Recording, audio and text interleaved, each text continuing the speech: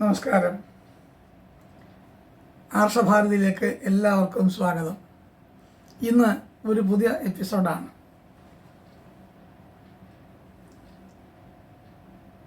നമ്മുടെ കണ്ണുകൾ ഈ ലോകം കാണാനുള്ളതാണല്ലോ. ഹിതവും അഹിതവുമായ എത്ര വിഷയങ്ങളാണ് കണ്ണുകൾ കണ്ടറിയുന്നത്. പഞ്ചേന്ദ്രിയങ്ങളിൽ ഏറ്റവും പ്രധാനം കണ്ണുകൾ തന്നെയാണ്. സർവ്വ ഇന്ദ്രിയാണാം നയനം പ്രധാനം എന്നല്ലേ ചൊല്ല്. അതുകൊണ്ടാണ് അവ ഒന്നാം സ്ഥാനത്ത് തന്നെ വരുന്നതും. കണ്ണുകൾക്ക് നേരെയാണ് കേൾക്കാനുള്ള രണ്ട് ചെവികൾ തല ഉയർത്തി അങ്ങനെ നിൽക്കുന്നത്. എന്തെല്ലാമാണ് പരിധിയില്ലാതെ ഈ ചെവികൾ കേട്ടറിഞ്ഞ് നമ്മെ ബോധ്യപ്പെടുത്തുന്നതെന്നോ. ദൃശ്യാനുഭവവും ശ്രവ്യാനുഭവവും അങ്ങനെ തുടരുകയാണ്. നേത്രശ്രോത്രങ്ങൾക്ക് താഴെ മണം പിടിക്കാൻ ഒരവയവം മൂക്ക്. എന്തൊക്കെ മണങ്ങളാണ് അത് കണ്ടുപിടിക്കുന്നത്? മണം മാത്രമോ? ദുർഗന്ധവും. ഇതിന് നല്ല വാസനയാണ്, ഇതിന് വല്ലാത്തൊരു ദുർഗന്ധം എന്നൊക്കെ തീരുമാനിക്കുന്നത് നമ്മുടെ ഈ മൂക്കല്ലേ. മനസ്സതങ്ങ് സമ്മതിച്ചു കൊടുക്കുകയും ചെയ്യും. ചുരുക്കത്തിൽ ഈ മൂന്ന് ഇന്ദ്രിയങ്ങളും കൂടിയാണ് ചുറ്റുപാടുകളെക്കുറിച്ച് നമ്മെ സദാ അറിയിച്ചുകൊണ്ടിരിക്കുന്നത്. കണ്ടും കേട്ടും മണത്തും അങ്ങനെ ഓരോ രീതിയിലും അറിഞ്ഞു വച്ചവയെ ആഹരിക്കുന്നതിന് മൂക്കിന് താഴെയുണ്ടൊരു കിടിലൻ ഇന്ദ്രിയം. പറയാതെ തന്നെ അറിയാമല്ലോ, വായയാണത്. കാത്തിരിക്കാൻ തുടങ്ങിയിട്ട് നേരം കുറച്ചായി. എന്താണ് ഇത്ര താമസം? തരൂ തരൂ എന്ന മുറിവിളി കൂട്ടുകയാണ് വായ. ആരും അത് കാണാതെയും അറിയാതെയും ഇരിക്കുന്നതല്ല, അത് ഇതിന് കഴിയുകയുമില്ല. വായി പോയി പിഴച്ചവരാരെങ്കിലും ഉണ്ടോ എന്നൊക്കെ നാം വായയെ പുകഴ്ത്താറുണ്ടല്ലോ. വിഴുങ്ങാൻ ഒക്കുന്നതൊക്കെ വായ അങ്ങ് വിഴുങ്ങിക്കളയും. കടിച്ച് ചവച്ച് തനിക്ക് വഴങ്ങുന്നവയൊക്കെയും നിർലോഭം അകത്താക്കുകയും ചെയ്യും. അത്തരം ഒരു വീരനാണ് നമ്മുടെ ഈ വായ. കണ്ണും കാതും മൂക്കും ചേർന്ന് കൊതിപ്പിച്ച് വിട്ടതല്ലേ, പിന്നെ വേറെ ചിന്തിക്കാനുണ്ടോ? കാണുന്നതും കിട്ടുന്നതുമൊക്കെ അകത്തേക്ക് അങ്ങ് എടുക്കും. ഉടനെ ഫാക്ടറി ഓൺ ചെയ്യും. വേണ്ടതൊക്കെ പിഴിഞ്ഞും അരിച്ചും ഇങ്ങെടുക്കും. ശേഷിക്കുന്ന അവക്ഷിപ്തത്തെ ഒരു കരുണയുമില്ലാതെ പുറന്തള്ളുകയും ചെയ്യും.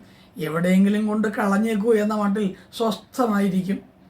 മലവും മൂത്രവും ശരീരത്തിന് അങ്ങനെ വച്ചുകൊണ്ടിരിക്കാൻ പറ്റുമോ? അവയെ ഉപേക്ഷിക്കേണ്ടത് വളരെ ആവശ്യമല്ലേ. അപ്പോൾ പിന്നെ വേറെ ആരെയെങ്കിലും ഇതിൻ്റെ ഉത്തരവാദിത്വം ഏൽപ്പിക്കേണ്ടതുണ്ട്. ഇത് ചെറുകുടലിനാണ് ഇത് ചെന്ന് ചേരുന്നത്.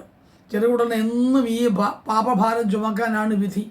അത് സ്വധർമ്മമായി കരുതി എവിടെയൊക്കെ എങ്ങനെയെങ്കിലും ഈ നേരത്തെ കിട്ടിയ ഈ അവക്ഷിത്വത്തെ കൊണ്ട് കളയുകയും ചെയ്യും. അതില്ലെങ്കിലോ ഒരു ദിവസം ഈ ചെറുകുടലും മറ്റും ഒന്ന് പണിമുടക്കിയാൽ എന്തായിരിക്കും സ്ഥിതി? രോഗാതുരമാകുന്നത് നമ്മുടെ ശരീരമാണ്. എപ്പോഴും ആരൊക്കെ എന്തൊക്കെ തോന്നിയാവാസങ്ങൾ കാണിച്ചാലും അതിൻ്റെ ഫലമെല്ലാം അനുഭവിച്ച് ദുഃഖം അനുഭവിക്കേണ്ടി വരുന്നത് നമ്മുടെ ഈ പാവം ശരീരമാണല്ലോ. കണ്ടതും കേട്ടതും മണത്തതും രുചിച്ചതും ഭക്ഷിച്ചതുമെല്ലാം തനിക്ക് തന്നിരിക്കുന്നത് ആതുരതകൾ മാത്രമാണ്. ഒരു വലിയ ശിക്ഷയാണിത്, ഒരു ജീവപര്യന്തം ശിക്ഷ. എല്ലാം താൻ തന്നെ അനുഭവിക്കണം. എല്ലാം ആരോട് പറഞ്ഞിട്ടും യാതൊരു പരിഹാരവുമില്ല, പ്രയോജനവുമില്ല. നാൾക്ക് നാൾ ശരീരം അങ്ങനെ വീർത്തു വരുമെന്നുള്ളതാണ് ഇതിൻ്റെ ഒരു പരിണത ഫലം. ചിലർ പറയും, നിനക്ക് തടി ഇപ്പോൾ കുറച്ച് കൂടിയിട്ടുണ്ട് കേട്ടോ. മറ്റുള്ളവർ പറയും, പണ്ട് എങ്ങനെ ഇരുന്നതാ, ഇപ്പോൾ അങ്ങ് ആനക്കോലമായിപ്പോയി, തടി അല്പം കുറയ്ക്കണം എന്ന് മറ്റില്ലാതെ സ്നേഹപൂർവമായ ശകാരത്തിൽ ഒതുങ്ങി നമ്മളോട് പറയും. അപ്പോൾ നമ്മളോ ശരീരമെന്ത് പറയും? ഞാനെന്ത് ചെയ്യാനാ എന്ന മട്ടിലിരിക്കാനല്ലേ ഈ ശരീരത്തിന് കഴിയൂ. വല്ല വിധേനയും ഒരു വൈദ്യനെയോ ഡോക്ടറെയോ കണ്ടാൽ ഒരു പരിഹാരം ഉണ്ടാകുമോ എന്ന് കരുതി ഒരു വൈദ്യനെയോ ഡോക്ടറെയോ കാണും. കാശ് കൊന്നു വാങ്ങുമെങ്കിലും ആൾ നല്ലവനാണ് കേട്ടോ, അയാൾ നല്ലവനാ. വായിക്ക് ഒരു നിയന്ത്രണമൊക്കെ വേണം. വാരി വലിച്ചിങ്ങനെ തിന്നരുത്. ദുർമേധസ് കൂടുതലിന് കാരണം അതാണ്. ഈ ലേഹ്യം കഴിക്കൂ. ഈ അരിഷ്ടവും ആസവും ഒക്കെ പഥ്യമായി തന്നെ കൃത്യസമയങ്ങളിൽ സേവിക്കണം. എന്നിട്ട് 1 മാസം കഴിഞ്ഞ് വരൂ, സൗജന്യപൂർവ്വം നിർദ്ദേശം വരും. ആയുർവേദക്കാരനായ ഒരു കേമനാണ് ഈ വൈദ്യര്. ഓ, ഇത്രയും പഥ്യവും മരുന്നുമൊക്കെ വേണമല്ലോ, വയ്യ. അതേതായാലും വയ്യ. പഥ്യമൊക്കെ ആര് നോക്കും? ഇങ്ങനെ കഷായവും മരുന്നും കയ്പൻ ഗുളികകളും ഇതൊക്കെ. എന്നാൽ ഇനി ഒരു അലോപ്പതി ഡോക്ടറെ തന്നെ കാണാം എന്ന് വിചാരിക്കും. ഹോമിയോപ്പതി ഉണ്ട്, യുനാനി ഉണ്ട്, സിദ്ധവൈദ്യമുണ്ട്, ഇതൊക്കെ ഉണ്ട്. പക്ഷെ അതൊന്നും വേണ്ട. ഇംഗ്ലീഷ് വൈദ്യത്തോളം അത്രയൊന്നും വിശ്വാസ്യതയൊന്നുമില്ല ഇതിന്. അതുകൊണ്ട് ആ വിശ്വാസ്യതയുള്ള ചികിത്സാ രീതി ഏതാണ്, അതിലേക്ക് പോകാം. ഇംഗ്ലീഷ് ഡോക്ടറെ തന്നെ കാണാം. അവിടെ ചെന്നപ്പോഴോ അവിടെയുണ്ട് ഗുളികകളും പഥ്യവും ആഹാര നിയന്ത്രണവും ഒക്കെ. ഒരു പുതുമയുള്ളത് അവിടെ ഓപ്പറേഷൻ കൂടി നിർദ്ദേശിക്കപ്പെടുന്നുണ്ട് എന്നുള്ളതാണ്. വായ്ക്ക് നിയന്ത്രണം വയ്ക്കൂ, വയറ്റിനും വേണം ഒരു നിയന്ത്രണം. ഒരു നേരം പച്ചക്കറി കഴിക്കൂ, വെള്ളം കുടിക്കില്ല അല്ലേ? 8 ലിറ്റർ വെള്ളം ഒരു ദിവസം കുടിക്കൂ. വറുത്തതും പൊരിച്ചതും ഒന്നും വേണ്ട. പഞ്ചസാരയുടെ അടുത്ത് പോലും പോകരുത്. രാവിലെ പാവയ്ക്ക നീര് ഒരു ശീലമാക്കൂ. ഇങ്ങനെ അത് പാടില്ല ഇത് പാടില്ല എന്നിങ്ങനെ വായ്ക്കും വയറ്റിനും അയാൾ അടിയന്തരാവസ്ഥ പ്രഖ്യാപിക്കും. ന്യായമായ ശകാരവും ചിലപ്പോൾ നമ്മുടെ നേരെ ചൊരിയും.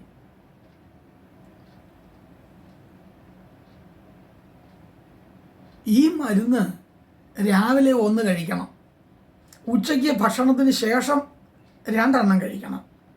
അടുത്ത ഗുളിക ചൂണ്ടിക്കാണിച്ചിട്ട് പറയും വൈകിട്ട് 1, ഉറങ്ങുന്നതിന് മുമ്പ് ഇതാ ഈ ഗുളിക 1 കഴിച്ചോളൂ.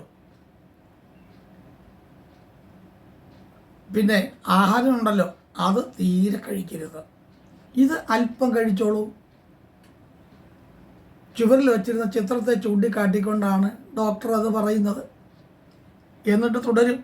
ഇനി പഴയതുപോലെ ആയാൽ പറ്റില്ല, ശരിയാവില്ല, പ്രായമായി വരികയല്ലേ, ഒരു നിയന്ത്രണമൊക്കെ വേണം. ഇനി എൻ്റെ അടുത്ത് വരുമ്പോൾ ഒക്കെയും നോർമൽ ആയിരിക്കണം കേട്ടോ, അല്ലെങ്കിൽ ഓപ്പറേഷൻ ചെയ്യേണ്ടി വരും. ഒരു ഭയപ്പെടുത്തലാണ്.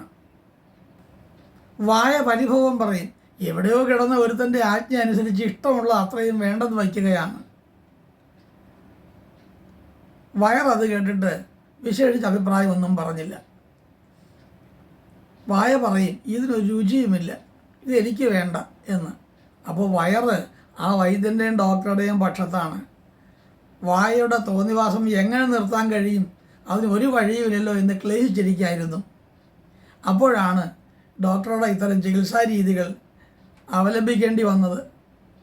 ഇപ്പോൾ നോക്കൂ, പണ്ടത്തെ ആ പൊളിച്ചു തികട്ടലും ഊർധ്വവായുവും അധോവായുവും ഒക്കെ നന്ദി കുറഞ്ഞിട്ടുണ്ട്.